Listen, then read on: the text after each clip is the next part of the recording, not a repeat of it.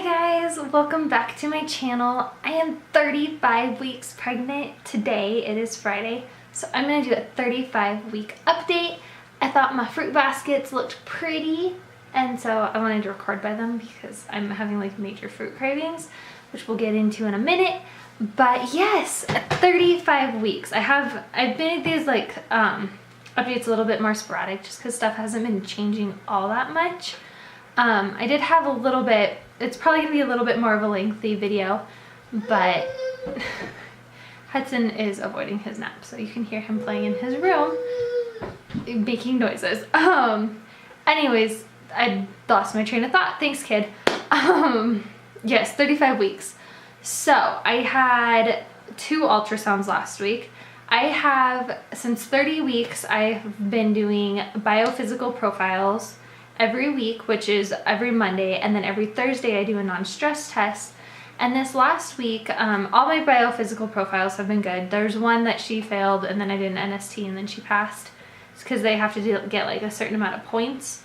And anyways, she failed her NST. I sat there for an hour, and she moved, but she just wasn't doing what they needed. They needed 2 peaks, I believe it is, 2 peaks in 20 minutes where their heart rate, it shows that their heart rate has stayed inclined, and that wasn't happening, and so they had to do another ultrasound yesterday just to double check after failing that.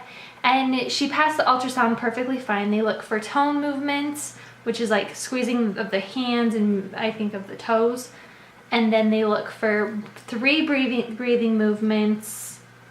They look at the fluid levels, the core, the heartbeat, stuff like that. So she passed that immediately, so she did good. On the ultrasound, we were able to see that she's got some little hair, so I'm really curious to see like how long, because I couldn't tell really how long her hair is going to be, but she's got some hair.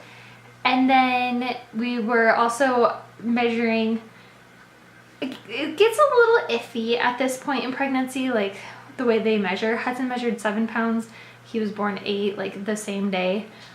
She was measuring, they usually say they measure big, and like last week she was measuring like 6.5 pounds, but yesterday she measured like 5 pounds 12 ounces.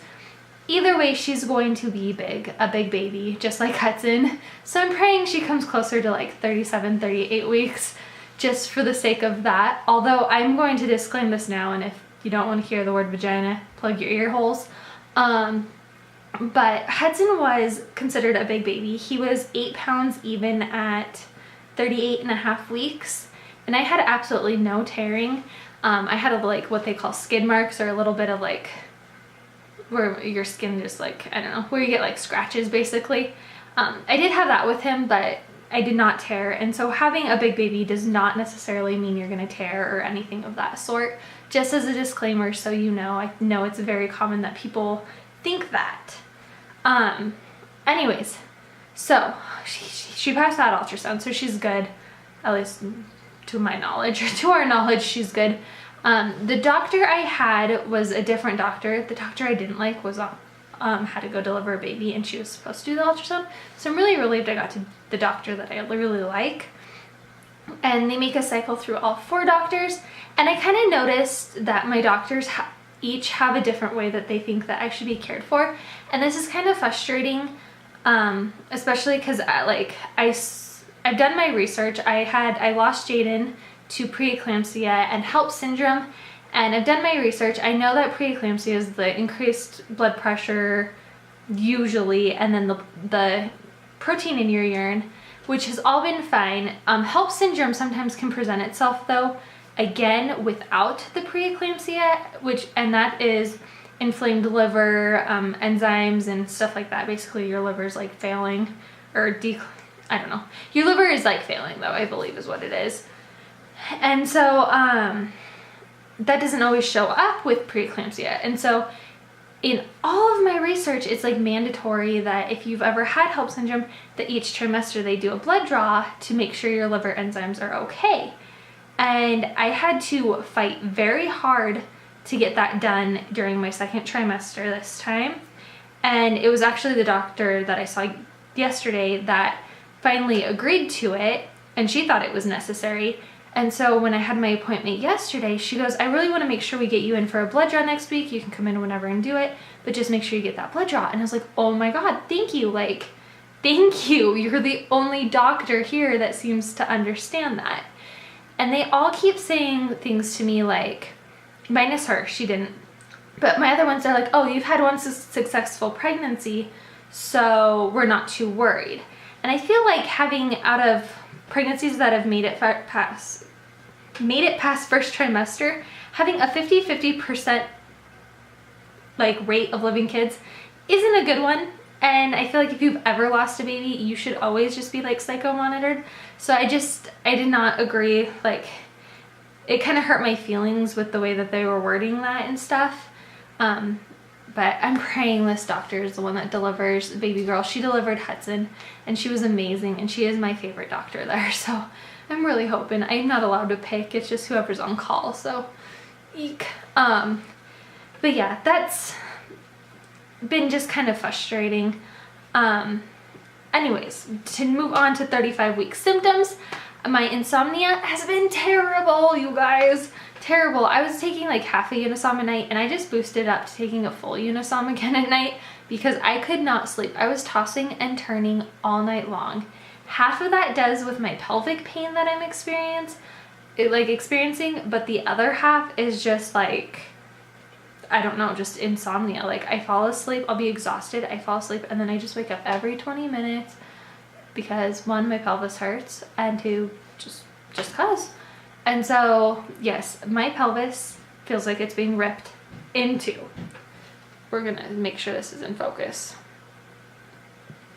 My pelvis feels like it's just being ripped into.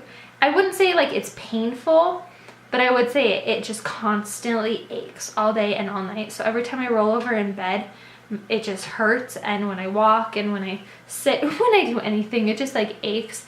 I have a really high pain tolerance, so it's not like bothersome so much, but it's noticeable. It's like if someone was to pinch you every time you like rolled over in the night, it'd probably wake you up. So that's yeah, I didn't have that with Hudson at all. Like, my pelvis was fine. Right between like, probably right before I had him, I started getting like the pain on my inner thighs, and I've had that too. So, but they say everything's looser and stuff the next time around, and I suppose that's what it is. I don't know. And I think because I've been taking the Unisom, my dreams this last like week have been so freaking vivid, like hour-long dreams about crazy stuff. And then to go with my fruit, I have been craving peaches, which are at the back of my pile, but I've been craving peaches. And then they say that pineapple softens the cervix, and as I'm getting closer, and again would prefer to have her at like 37, 38 weeks, my goal is to eat pineapple every day. So I bought 2 pineapples because they were on sale, so I can eat pineapple every single day. And that is goal.